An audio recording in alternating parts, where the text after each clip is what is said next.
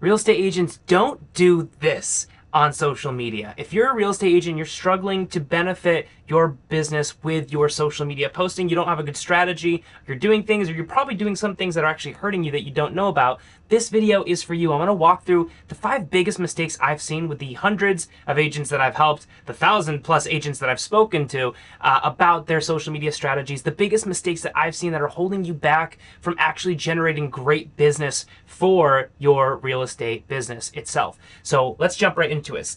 Top 5 mistakes that agents make on social media. The number 1 mistake that I see, and actually this is in retro order, so this is the first on the list, but this is the least important of the top 5. So still important, but keep that in mind. The 5th one is the biggest one that I think is a huge issue that I'll walk through. So stay tuned for that, of course.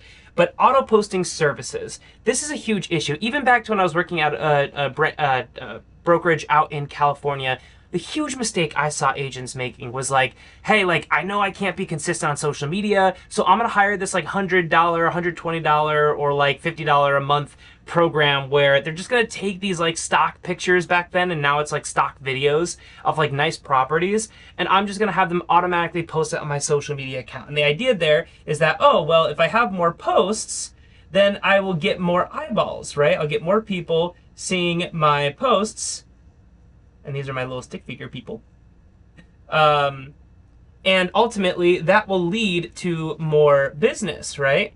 Well, the problem with this is that posts are not a volume game, so to speak. There's a reason that volume is so important, but not in this strategy. And ultimately, if you make a bunch of bad content, that will hurt you more than not making hardly any content. And that's the biggest misconception that a lot of these advertising companies like pitch with, is like, well, we're just going to get you a bunch of stock video stuff or stock footage or stock picture like posts, and we'll make some copy for you, and like it'll be great, right? You'll get in front of people and it's super cheap, so like don't think about it. Here's the problem though.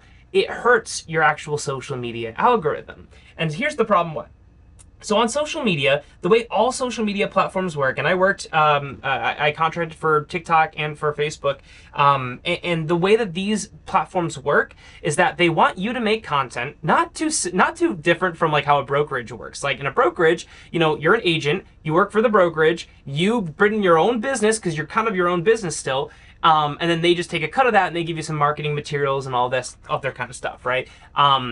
It's kind of similar in social media. People on this platform, they are like the agents who work for the brokerage, and their job is to make content so that other people come to the platform, see the content, and stay on the platform longer. And the longer you stay on Facebook or Instagram or YouTube or whatever, the more ads you will see, which means the more money that platform will make. So the platform doesn't care if you post frequently. They care if you post content that keeps people engaged. Now, here's the thing. When you're posting content, you really should be focused about 2 things as a real estate agent. Number 1 is you want to get in front of a good audience. So getting in front of an audience.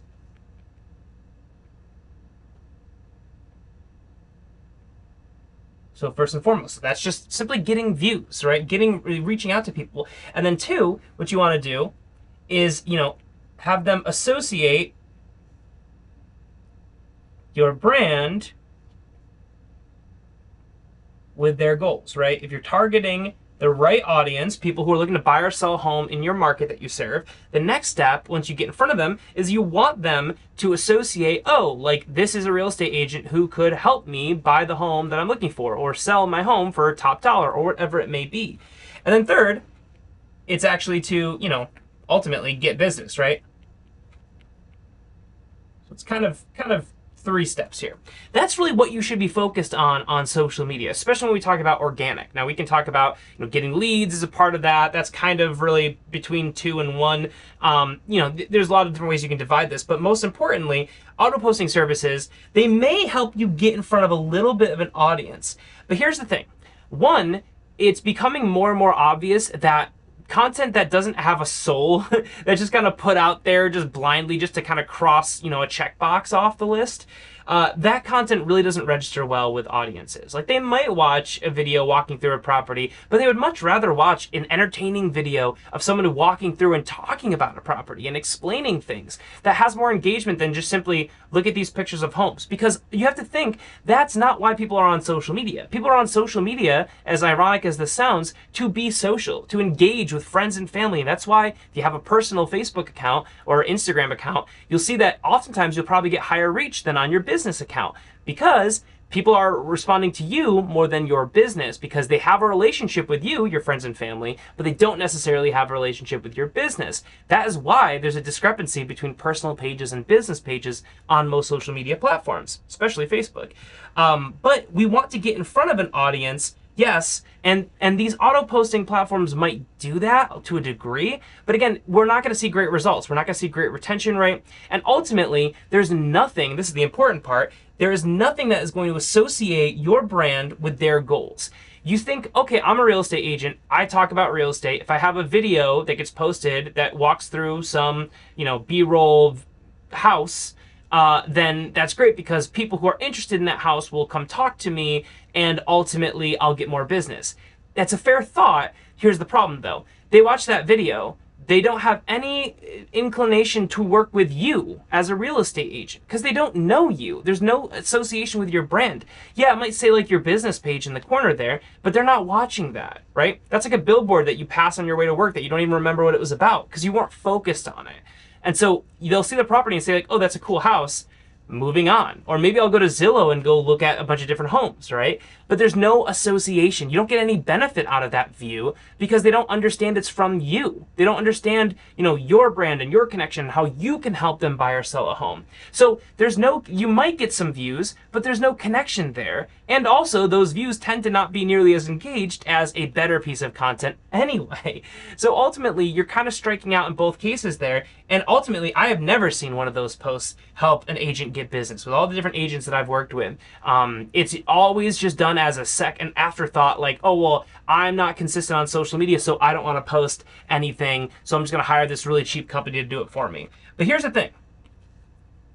If you look at some of the top creators on the platforms, which you always have to look with a grain of salt, because ultimately, we're not content creators. You're a real estate agent who's looking to use social media to grow your real estate business. So that is different. But if you look at some of the top creators, like Mr. Beast, for instance, right? He posts like once every month, maybe once every 2 months on YouTube on his main channel. Why does he do that?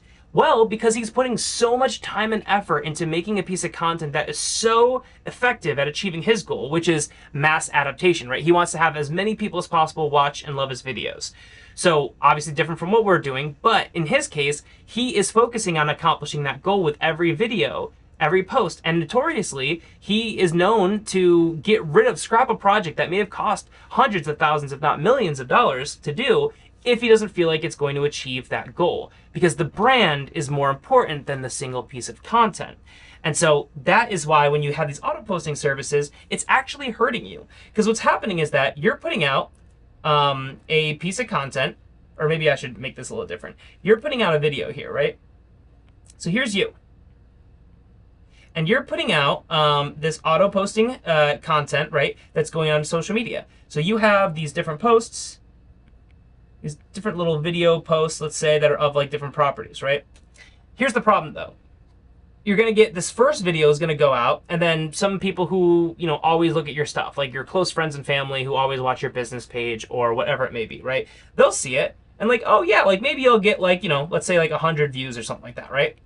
The next video, you're coming out here and like, let's say you get another 100 views.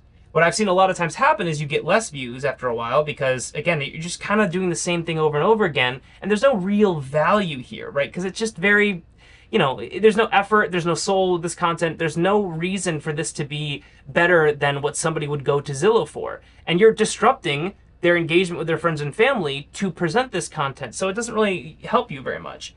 But ultimately, best case scenario, you're getting 100 views every single post. But what I've seen is that, your views start to deteriorate over time. Now, here's the thing, though. Then, you put out a great piece of content, something that you actually take some time and effort. You're on video, you're talking to your audience, you're presenting them with the reasons why they should work with you or something very valuable to them, right? Well, here's the thing about the social media platforms. You put out a great video that should perform well, but they're going to use your track record to engage how many people should see the piece of content first. The way social media works is that you have like this post, and then as time goes on, you're gonna just be seen by your close friends and family first, right? The people who always watch your content. And then if a high percentage of people have like a high retention rate, which just means a lot of people who see the video are watching for a long period of time, then you'll go out to this like wider audience that are people who are less familiar with your brand, or they watch less of your videos, but will test out, the algorithm will test your content on that next audience because it's performed well in that first ring. So you go to the second ring.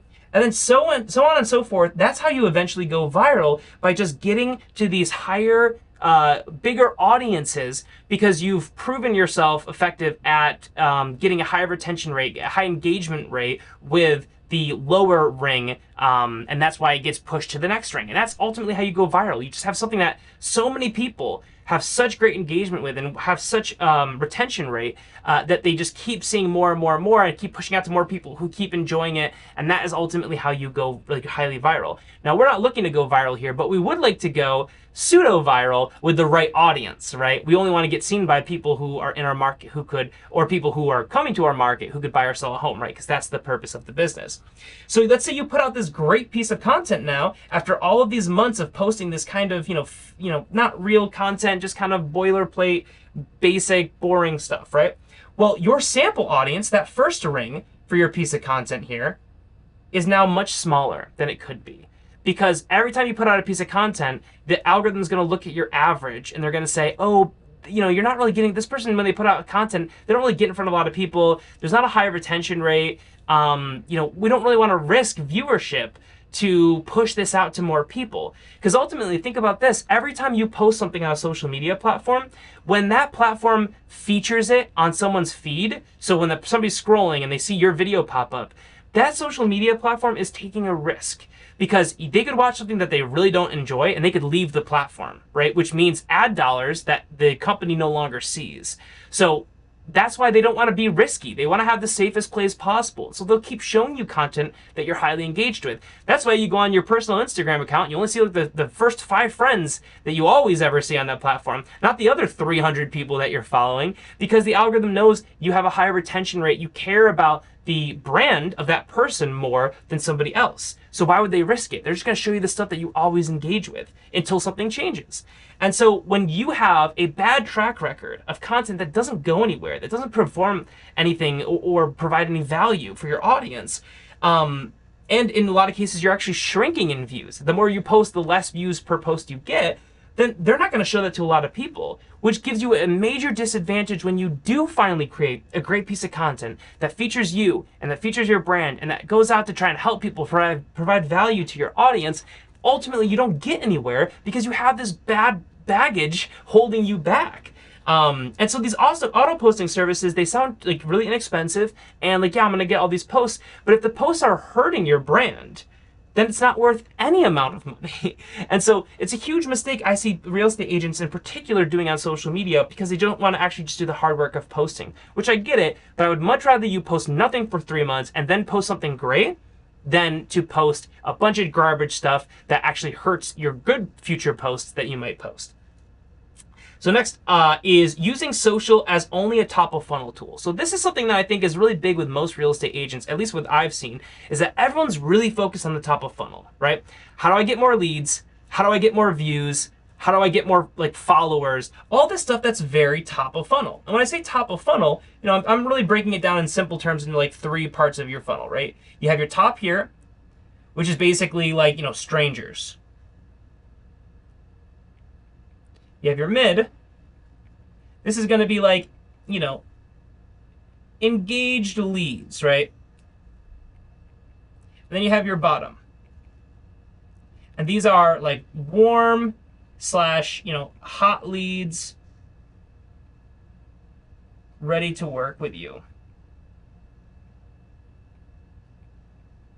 So when you have this this funnel here, for real estate agents, the top is like new leads coming in, right? Or new people seeing your content, or whatever it might be, right? And everyone spends all of their time up here. Meanwhile, there's actually a better return focusing your efforts here on the middle and bottom part of the funnel. That's where you can really make more money. Because at the end of the day, you probably don't need more leads. If you go through the contacts on your phone, those thousands of people that you have on your phone that are all people who know you to some degree, those are already middle funnel people, right? Or at very least, they're very low in the top of the funnel, right? Those are people who know you. They have some sort of a connection with you, maybe not a strong one, but maybe they went to high school with you 10, 20 years ago, and they're sitting there. They know you by name. They are better than a brand new lead who's never heard of you before because they have more of engagement. And so, when we have, and there's a million different ways to categorize this kind of stuff, but a lot of people like to focus on social media just to get views, new leads, maybe followers, right? The problem is views and new leads and followers don't grow your business. They might help you get more engaged leads, which can then become really high quality, ready to buy or sell leads that you can actually become clients. But if you don't go anywhere with that funnel, you're not going to see any great results because you're just constantly getting more and more in your top of funnel, and then you're just letting them all bleed out here because you're not engaging with them. And that's also an argument to be made about like your CRM and like your follow-up tactics and all those kinds of things. Ultimately, how you nurture those leads is wildly important. And a lot of people don't do it. I can't tell you how many times I've gotten massive amounts of leads for people. I was working with a real estate agent based out in the Midwest. In 2 weeks, we got her 50 new leads. People who saw her content, liked her brand, engaged with her, didn't have any sort of a lead magnet. So they weren't getting anything free to book a meeting or to become a lead, but they still became leads because they liked her content. So that's a fairly engaged lead in my book. And she didn't call any of them after 2 weeks. I'm like, what are you doing? That's the biggest waste of time and money and effort you could possibly have. And that's the biggest issue. A lot of times you don't need new leads. You actually just need to work the current leads that you have. Especially in an industry like real estate where your commissions are so high relative to other industries. And then you can make a lot off of very few leads. We don't talk about that enough in the real estate space. But if you're using social media, just focusing on these things is like taking, 80% of the benefit of social out of play here. One of the greatest things that you can do on social media is to nurture your actual leads. So here's some ways that you can do this, right? Let's say you get, new viewers, right, on your content, right? Well, there's organic ways that you can do this. So if somebody views your content, they're very much more likely to see your next piece of content as well. So if they see something that you posted today, if you post something tomorrow, they are very likely to, at least for you to show up on their feed at some part if they had a high engagement rate, right? So what you need to do is have content that doesn't just maybe feature to the top of funnel, but maybe have like a third or a fourth of your content, or maybe a fifth, actually talking about working with you as a real estate agent, working with you, or how you can benefit somebody who's looking to buy or sell. Not just the top of funnel stuff, which is just showing that you know your craft and providing value to people buying or selling in your market who might need to know these things before they, start working with somebody. That's really top of funnel content, but you should also have some middle funnel content that really pitches you a little bit more because you're getting in front of more people as you post who are engaging with your brand and who are really ultimately people who are leads, right? People you can engage with. Another great way to do this too is paid. So one thing you can do really well with paid advertising, it's not that expensive too, is retargeting. And a lot of people have talked about this. Ads actually do this automatically for you to a degree.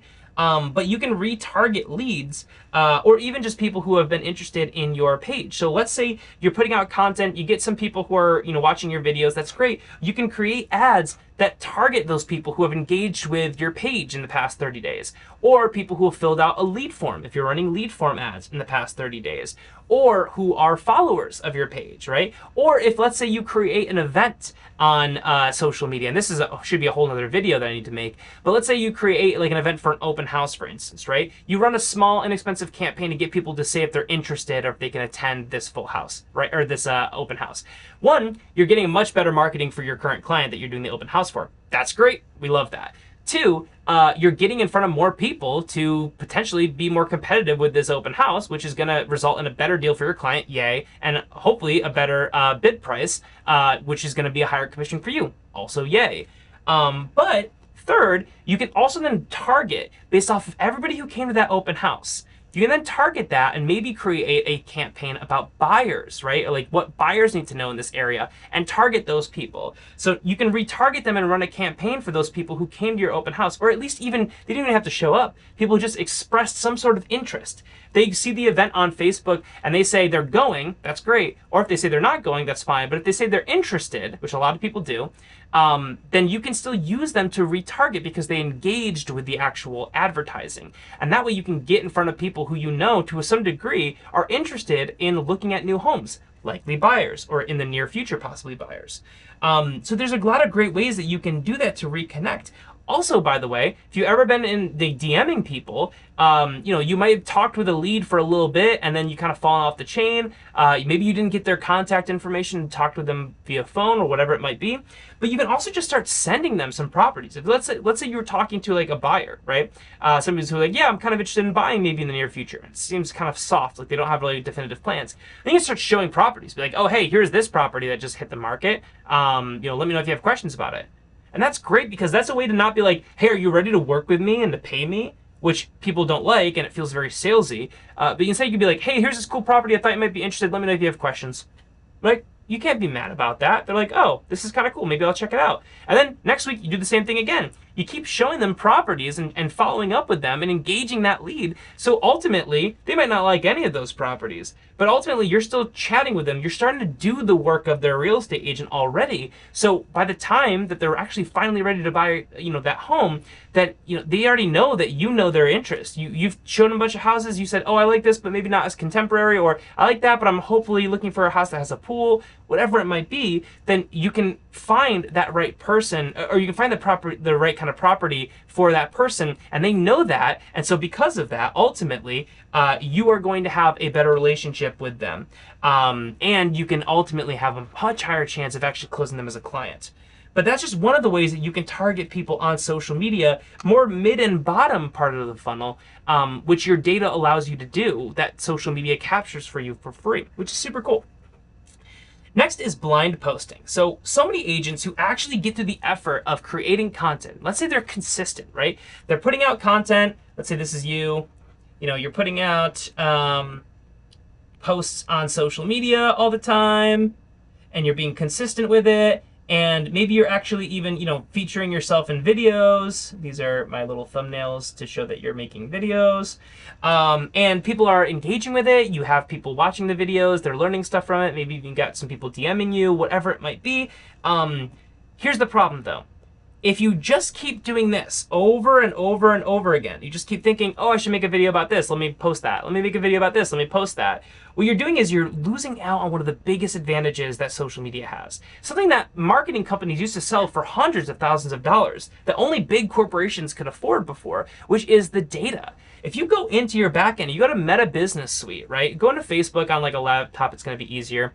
Or even like the Insights tab on one of the apps, you can see so much data available to you about your followers, about your viewers, your audience, and most importantly, which content is performing best.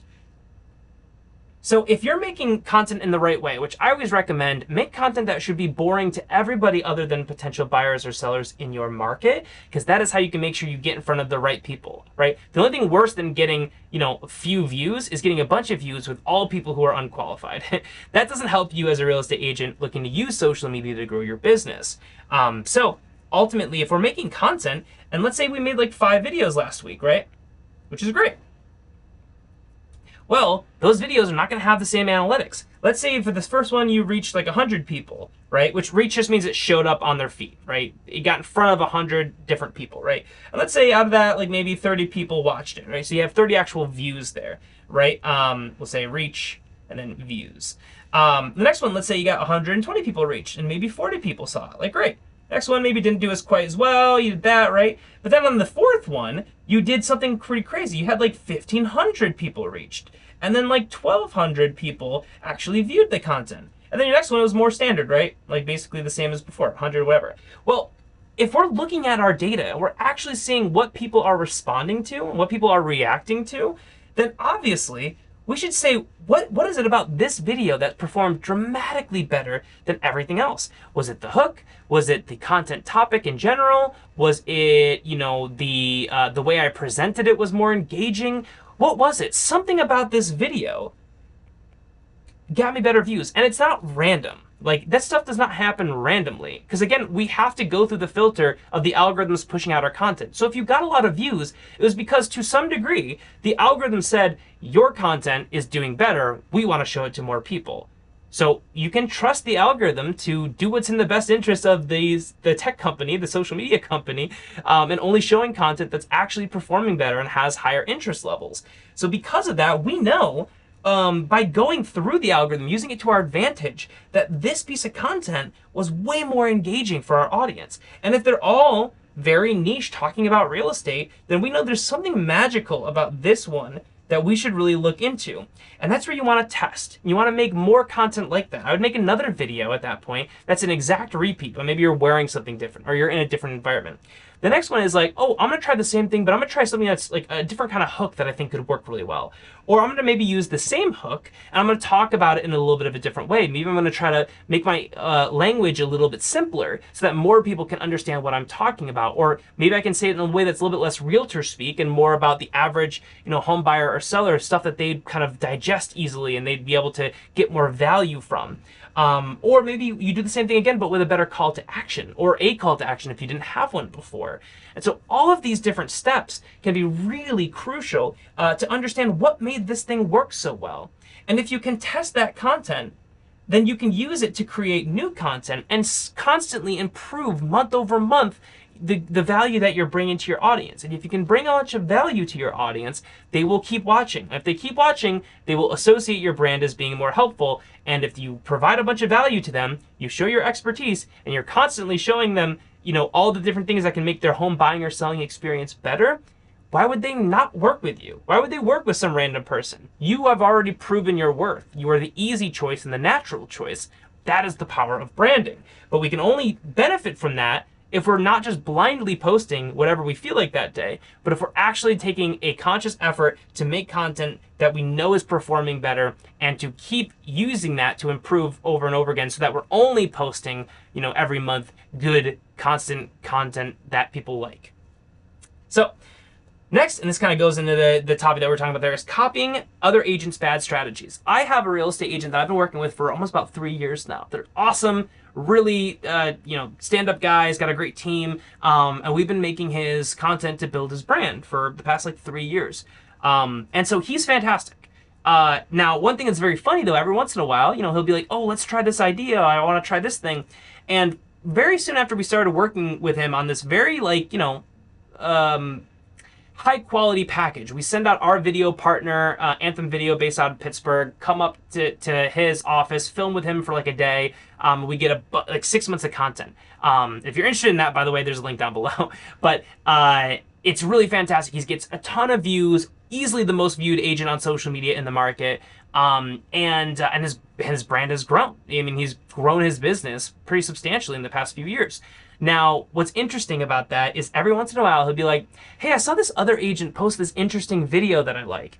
And so I pull it up and I'm like, this video has worse results than the worst performing video that you have, Chip. And it's got the, the best, your content looks way better. It's way more professional. It's way less convoluted. It is way to the point, and it's going to build your brand better. And meanwhile, that agent that he referenced is constantly at the same stage in their journey. Like they're not really breaking past, milestones with their business.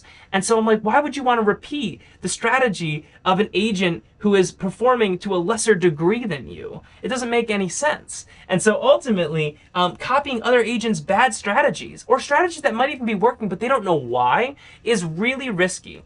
Because they might not know why, or there might be some anomaly, or maybe people are watching their content for a completely different reason. I'm working with an agent who has the same name as one of the winners of The Biggest Loser, and she gets a lot of interest, a lot of reach, a lot of impressions, just because they have the same name.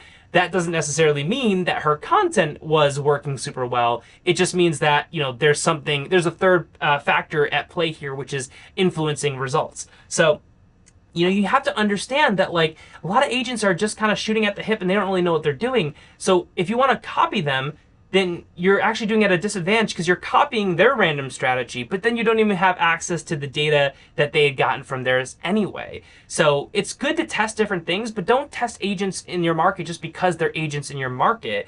Like, test content that you feel makes sense, that aligns with your brand and your expertise, and then use the data there to help your own strategy. Otherwise, you're just hoping that something works, which is not a good strategy for any marketing. And it's a great way to waste a lot of time, money, and effort. So don't be copying other agents' bad strategies. I cannot tell you how many times agents have brought up a competitor who has subpar content, and they're like, we should do more stuff like them. And I'm like, what are we talking about? Why would we ever do that? And lastly on this list is slow to DM and comments engaging. So like, you're slow to actually engaging with your direct messages. You're slow to engaging with your comments. Here's what's so crazy. We've been talking mostly about organic on this video. And so staying in line with that, you have to think about it this way. You have to think about when you're on social media as a real estate agent, you make a video, right? And you show up on people's feeds, right? You are essentially doing disruptive marketing. You are showing up and interrupting their user experience with some sort of pitch, right? And now obviously ads are doing that directly. Organic is still kind of doing that, because what person is going on to Facebook or Instagram to hear what their local real estate agent has to say? Not many. And that's why we have to make content that engages them and provides value and gives them a reason to actually watch our content in the first place. And so, if you're going out here and, like, let's say, you're getting these views as a disruptive entity, right? You're interrupting their experience, but you're getting views, and you might be getting a great engagement too. Well, that's amazing. But one really important thing in all aspects of any sales related industry is a really important statement called speed to lead, right? If a lead reaches out, the best thing you can do with your time is to get back to them as soon as possible across all sales industries. And now think about it this way. If you're putting out an ad that is enticing people with a call to action and a great pitch, and you've tested this and it's got a learn more button that's optimized, and the ad's getting smarter as you're running it, and you're getting leads to click on that, and then they're responding, and then you go into your CRM, which is also tested and tried and true and all this kind of stuff, or you're reaching out to them with your tactics that you've tested and all this stuff. Like, that's great, but you are optimizing a strategy that is optimized on getting value, right? Or volume, excuse me. So what I mean by that is that you are getting benefit out of a strategy that's designed to get you the most results possible. And that's what you're paying for, right? And it still takes a lot of time and effort to get that right. But if you're creating an organic piece of content that doesn't have a call to action button, you're just providing value, right? And you're showing up, you're interrupting someone's experience. It's not the most polished ad possible necessarily, or it's not something that's really designed to try and hook people in and only get in front of those people who are looking to buy or sell immediately. This is just a video that's hopefully helping buyers or sellers in your market.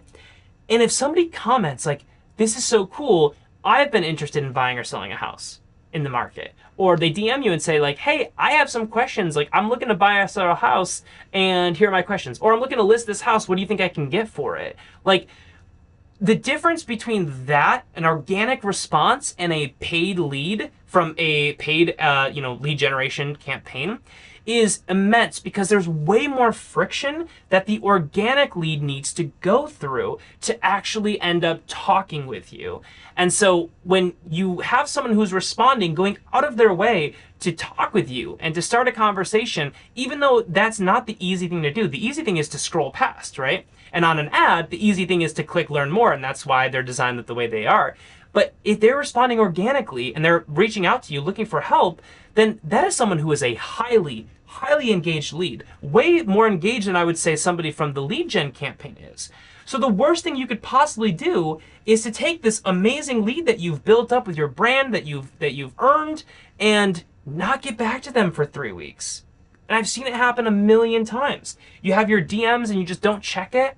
And there's a lot of tips and tricks that you can use to kind of get yourself on top of that. One being, you should obviously be checking those inboxes of any marketing tools that you're using, including your social media, as frequently as possible, ideally at least in the morning and at night, at the start of business, at the close of business.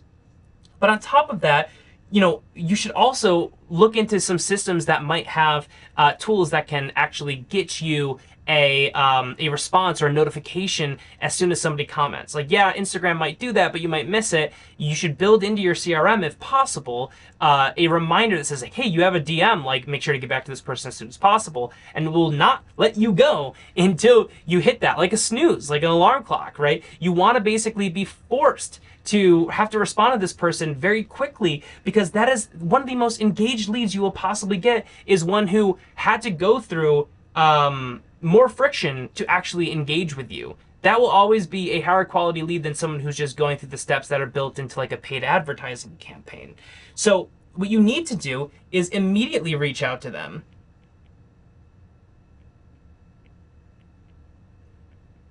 Because you don't want to take all this effort you put into your brand, and then when it's finally showing itself, you organically have a lead come in, you just ignore them, right? I can't tell you how many times I see real estate agents, and in their DMs, because we manage their social media, we see people who have reached out like 3 weeks ago. And I'm like, oh man, like that's somebody who was engaged. They may have already like signed a contract with an agent by now. They may have already bought their house. They might be in contract right now to buy a house that they were asking, your expertise on 3 weeks ago.